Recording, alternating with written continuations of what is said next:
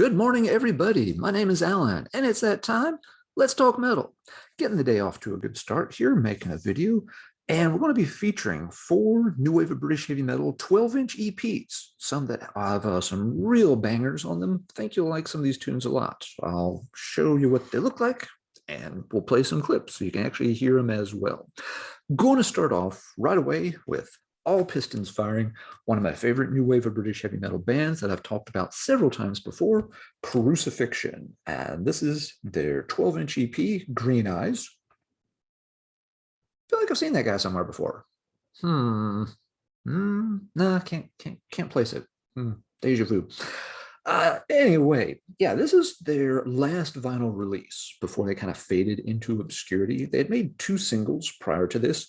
All of their releases are really good. They went through lineup changes, so yeah, the sound, the vocals are different on different recordings, but they always had like a very high energy sound, got kind of a raw vibe to the music, kind of aggressive, really powered up sound, especially by new wave of British heavy metal standards. So before I talk about this one any further, let's go ahead and check out a little bit. One of the 3 tracks on here called Green Eyes.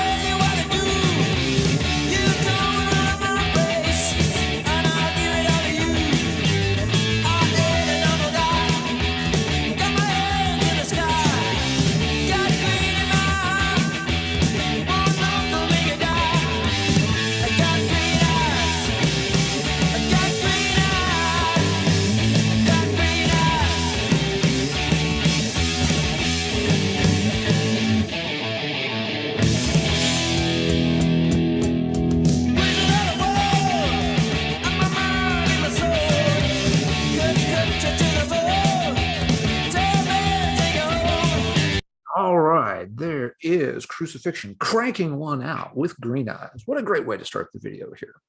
So yeah, that was their last entry in the vinyl archives of the new wave of British heavy metal, and always liked the band a lot.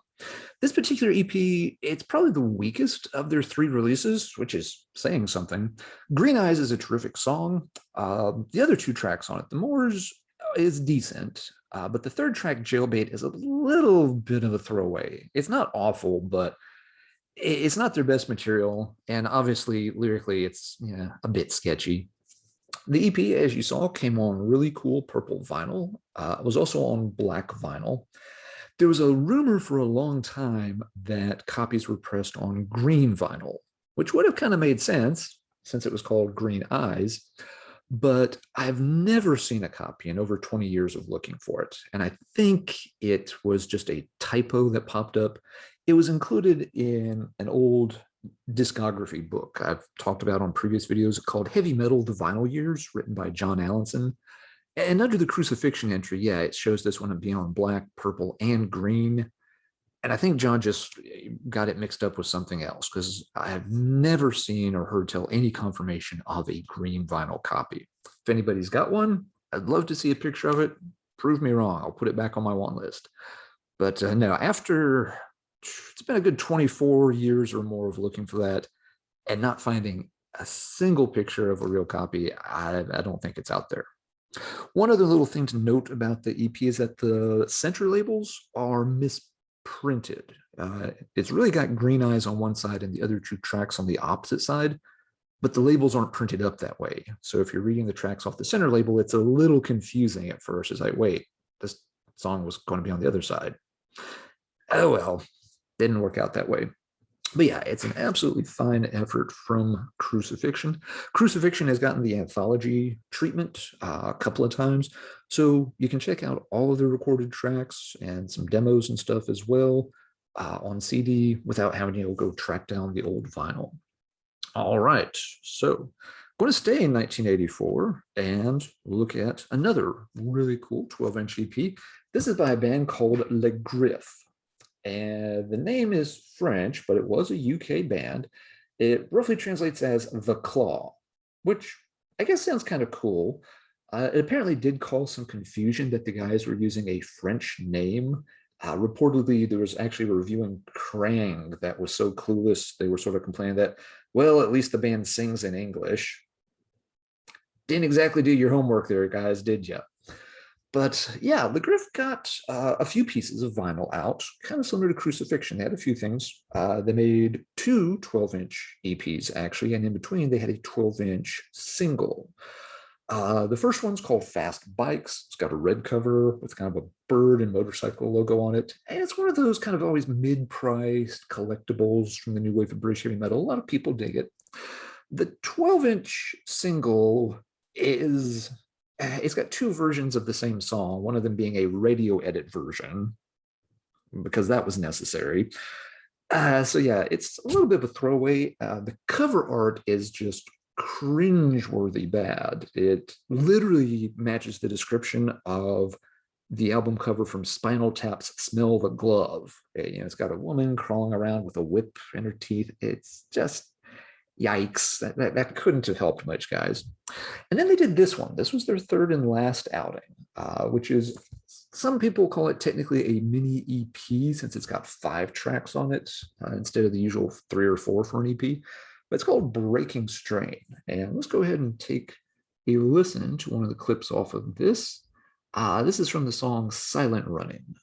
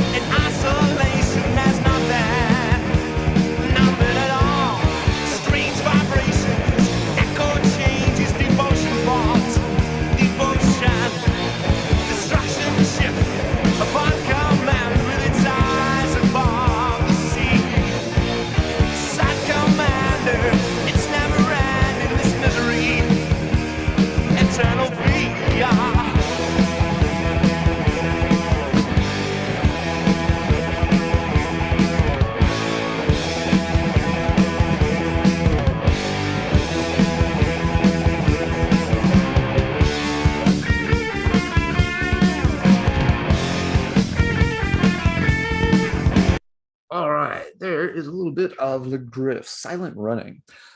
Le Griff operated in that very straightforward 4/4 meat and potatoes new wave of British heavy metal style. Remind me a bit of bands like Black Axe. Really strong, good tracks, like most of their material. Again, it's a shame that they never really got to do a full album's worth of stuff. They seem to have enough solid tracks that they think they could have pulled it off. Their releases were on the Bullet label, which put out some fairly good releases. They licensed the Taipan EP out of Australia, and they also released another real new wave of British heavy metal killer, which we'll get to in a few minutes. But we'll come back around to Bullet Records. We're not done with them for the day. To my knowledge, I don't recall Le Griff getting an anthology release just yet. It's possible they have, and I've just missed it. I forgot to check this morning before I hit the record button. So if they've got one out there, hey, let me know about it. It might be worth checking out, especially if it's got some extra stuff on it. Okay, 12-inch EP number 3. We're going with A to Z. Kind of a strange name for a band, but it works. But yeah, this was one of the sort of early success stories in the new wave of British heavy metal, but they also kind of flamed out pretty early on. This is their 12-inch EP called No Fun After Midnight. And let's go ahead and check out a clip of it before I go into the backstory for A to Z. This is one of the songs off of this called Treason.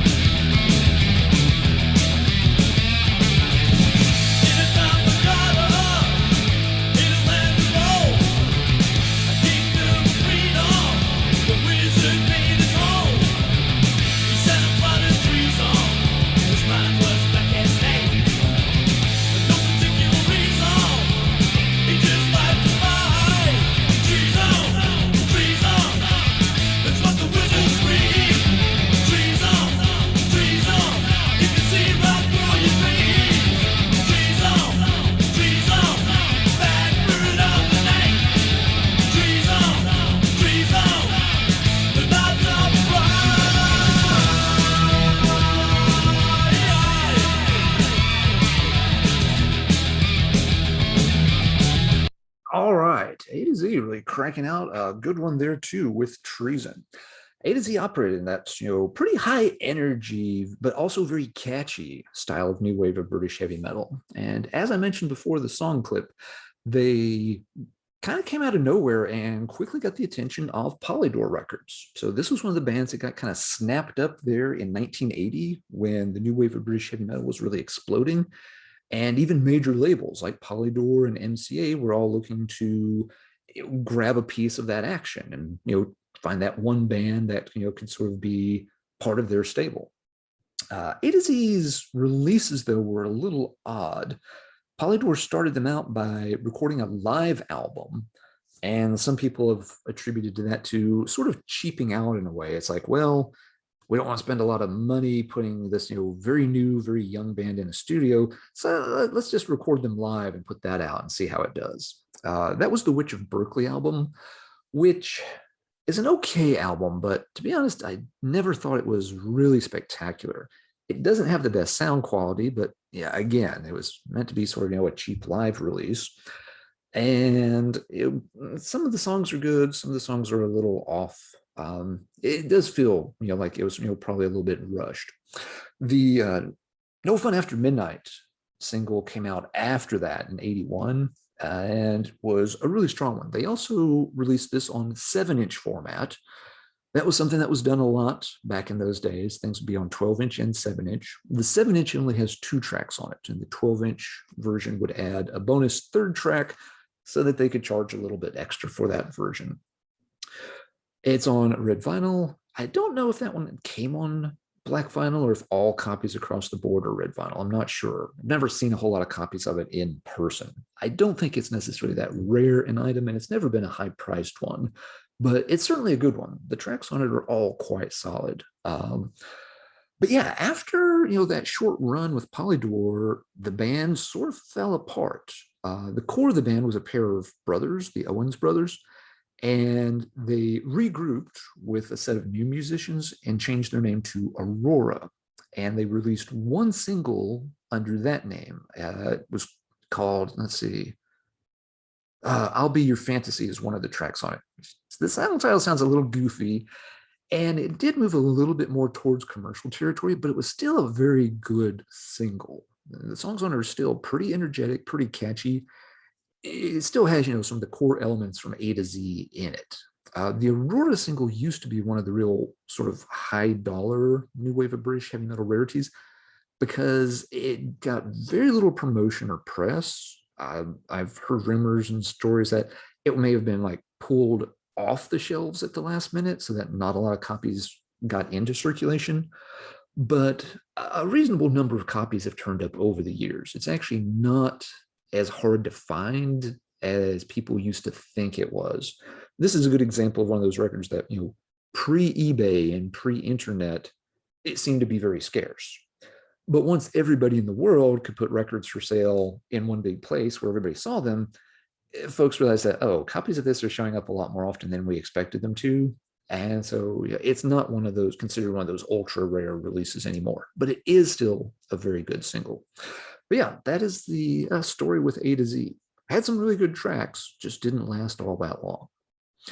All right, we've got one last 12-inch EP to look at tonight, and this is another one from the Bullet label. A lot of people consider it the best thing that Bullet ever put out. It is Traitor's Gate with Devil Takes the High Road. It is a fantastic 3-track 12-inch EP. Came out in 1985. Technically, I think. I've seen a little discussion about maybe it technically was late 84 or into 85, but I'm going to go with 85. And yeah, let's go ahead and check this one out before we chat about it just a little bit. This will be part of the track Devil Takes the High Road. It's got kind of a build up at the beginning, but it works pretty good.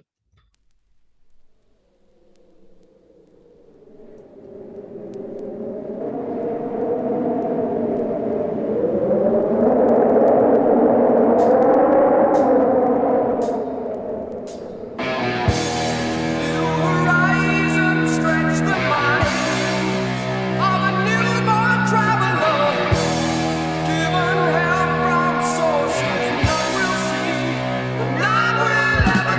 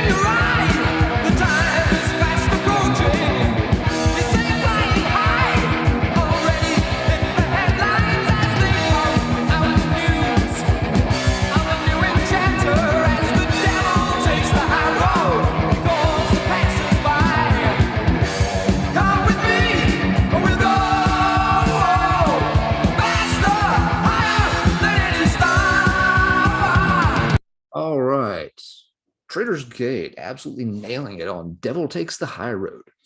Sadly, it was the only thing the band released. Again, a little late to the new wave of British heavy metal party. The music scene was changing by then, and I can imagine that there just wasn't much of a market for this style of music anymore. Traitors Gate, they do a really good job of getting sort of an epic vibe in these tracks. All three tracks on the EP are really top-notch stuff. Strong vocalists, really good musicianship. They are in that same camp with bands like Persian Risk, maybe a little bit like Titan. Yeah, having a really strong, powerful sound. They're getting away from the roots of new wave of British heavy metal a little bit. It's starting to trend in the direction of something that sounds a little bit more like early European power metal. Uh, a couple of things with Traitors Gate. The EP is a hard one to find. It is one of those things that's become a more and more expensive over the years. As more people have heard it, they've realized that, yeah, this is one of the really classy releases from the genre. And so a lot of copies have disappeared into collections over the years. Can be a difficult one to track down and is not cheap when you find it. I've had that copy for years. Thankfully, I wouldn't be able to pay for it for the going rate these days. Confusingly, there are a couple of other new wave of British heavy metal bands that also went by the name Traitors Gate. Those bands didn't release any vinyl, to my knowledge, but they did record some demos. And I remember at one point I got some Traitors Gate demos in an old tape trade and was really excited because, like, oh, hey, more stuff by Traitors Gate. Let's listen to them. And I put it on, listened to it, and just like, what the hell happened to this band? This doesn't sound like them at all. If I remember right, the demos from 1984 was just like, wow, they improved a lot by the time they recorded the EP. But of course, it turned out that once I dug into it a lot deeper, it was a different band named Traitors Gate. And there's supposed to be a third one as well. So yeah, be careful if you pick up any unusual looking Traitors Gate demos. It may not be the same band. Traitors Gate has demoed some other material, and it looks like from their Metal Archives page, they've made a bit of a comeback, got some of the band back together, and put some stuff out around 2018. I haven't checked that stuff out, so I cannot comment on it. I don't know if it's in the older style, if they're trying to update their sound.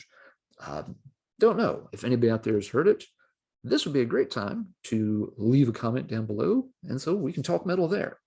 So what do you think of these EPs? Anything stand out that you really like? Any of these bands that are old favorites of yours or that you're hearing for the very first time?